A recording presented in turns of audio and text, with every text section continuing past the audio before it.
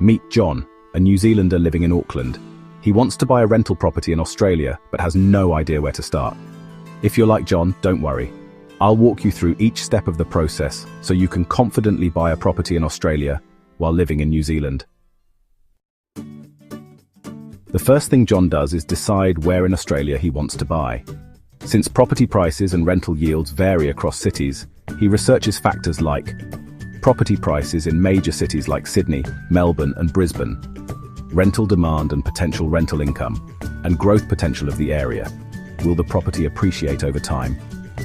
John checks property websites like realestate.com.au and domain.com.au to compare listings and prices. After researching, he decides Brisbane is the best option due to its affordability and strong rental market. Since John is a New Zealand citizen, he doesn't need Foreign Investment Review Board approval, which makes the process easier. Next, he needs to figure out how to finance the purchase. He contacts Australian banks like ANZ, Commonwealth Bank, and NAB to check if he qualifies for a home loan while living in New Zealand. Some banks require a larger deposit, typically 20 to 30%, if the borrower is overseas. John also checks if New Zealand banks operating in Australia, like Westpac, offer better mortgage options for Kiwis. After comparing interest rates and loan conditions, John applies for pre-approval from an Australian bank, which confirms how much he can borrow. Since John isn't physically in Australia, he needs a reliable real estate agent to help with the purchase. He searches for licensed real estate agents online and reads reviews. He contacts a few agents specializing in investment properties and interviews them to find the best fit. The agent helps him shortlist properties that meet his budget and investment goals. If possible, John flies to Australia for a few days to personally inspect the properties. He meets with his real estate agent to visit different houses. He checks the condition of each property, the neighborhood, and nearby amenities.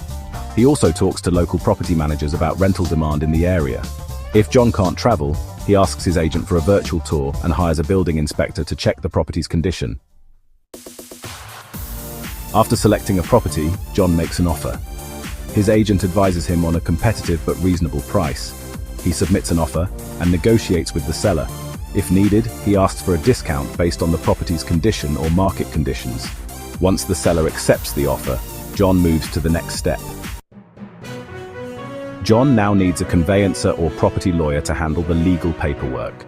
The conveyancer reviews the contract of sale to ensure there are no hidden clauses. They check for any outstanding debts, property restrictions, or legal issues. John signs the contract and pays a deposit, typically 10% of the purchase price. Since John has pre-approval for a mortgage, he now submits the signed contract to his bank. The bank performs a property valuation to confirm its worth. Once approved, John finalizes the mortgage agreement. He also pays stamp duty, which varies by state. In Queensland, for example, it's around 3 to 4% of the purchase price. After settlement, the property officially transfers to John's name. The balance of the purchase price is paid to the seller. John receives the property title. If it's an investment property, he hires a property manager to find tenants and handle rental payments. And that's it.